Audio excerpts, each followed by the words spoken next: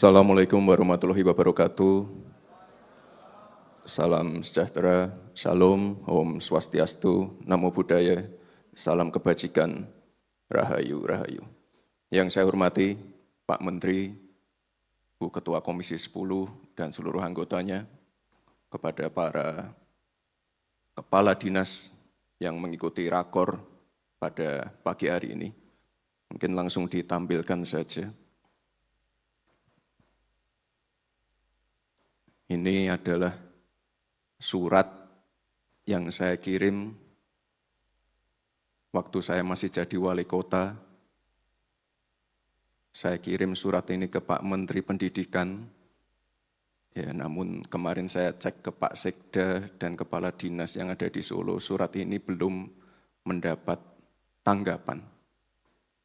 Surat ini isinya adalah keluhan-keluhan saya sebagai wali kota, ya mengenai, tadi sudah dibahas Pak Menteri, mengenai masalah zonasi, masalah program Merdeka Belajar, masalah pengawas sekolah, masalah ujian nasional.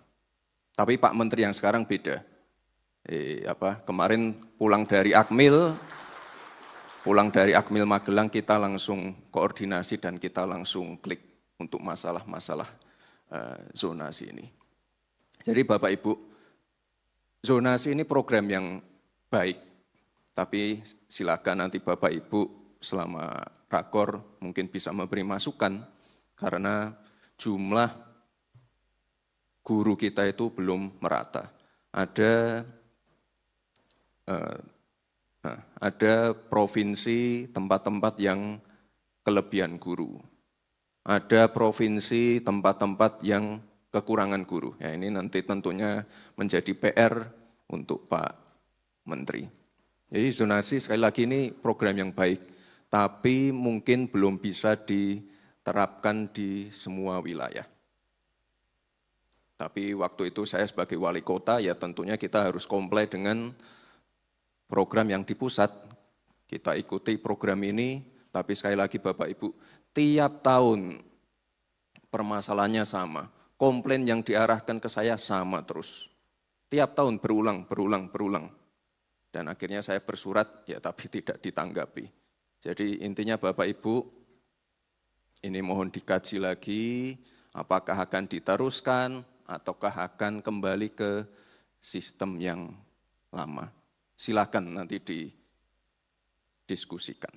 Jadi jumlah guru yang belum merata dan fasilitas yang belum merata juga. Dan tiap tahun fenomenanya sama, pasti ada kenaikan perpindahan domisili menjelang PPDB, ya ini perlu dikaji lagi. Lalu selanjutnya Bapak Ibu, ini saya titip juga, kemarin sudah saya bahas dengan Pak Menteri juga.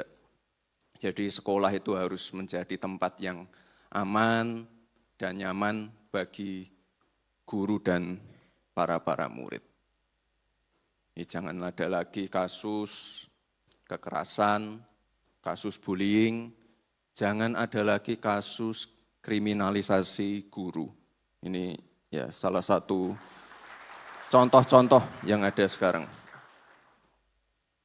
Sudah ada undang-undang perlindungan anak, tapi ya saya mohon maaf, jangan undang-undang perlindungan anak ini dijadikan senjata untuk menyerang para guru. Jadi mungkin ke depan perlu kita dorong juga Pak Menteri, undang-undang perlindungan guru. Jadi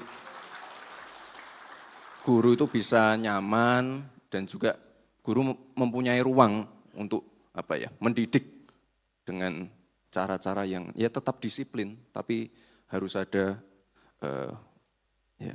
undang-undang dan perlindungannya. Jadi saya mohon Bapak Ibu jangan sampai ada lagi terjadi kasus-kasus seperti ini. Kemarin juga sudah kami bahas dengan Pak Menteri bagaimana anak-anak yang menjadi korban kekerasan seksual dan lain-lain ini harus mendapatkan atensi khusus. Jangan sampai mereka malah dikeluarkan dari sekolah. kalau bisa kita beri atensi khusus, kalau bisa dibangunkan sekolah khusus untuk mereka. Ini idenya Pak Menteri ya, bukan ide saya. Dan ini saya kira ide yang sangat baik, dan saya kira nanti kalau dilaporkan ke Pak Presiden Prabowo, beliau pasti akan menyambut baik juga. Jadi sekolah khusus untuk para korban-korban kekerasan. Ini saya kira sangat baik sekali.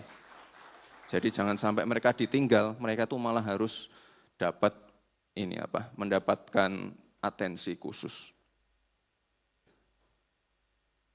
Kemarin, sebelum ini, kemarin sempat kita bahas juga, mungkin ini juga teman-teman media sudah banyak mendengar bagaimana nanti akan diterapkan pelajaran matematika di tingkat TK. Saya kira ini sangat baik. Dan kemarin saya titip ke Pak Menteri di rapat terakhir kita, ini kalau bisa mungkin di tingkat SD atau SMP, mungkin diterapkan juga sekolah pelajaran coding. Jadi jangan sampai kita kalah dengan India, karena sekali lagi Bapak Ibu, ya untuk menuju Indonesia emas kita butuh generasi emas. Kita pengen lebih banyak lagi ahli-ahli coding, ahli-ahli AI, ahli-ahli machine learning, dan lainnya. Mari selanjutnya. Ya, ini saya yakin Pak Menteri juga sudah berkoordinasi dengan Kementerian PU. Ya. Anggarannya sudah ada, ya jangan sampai ada lagi sekolah-sekolah yang roboh, bocor, jangan sampai ada lagi sekolah-sekolah yang rusak.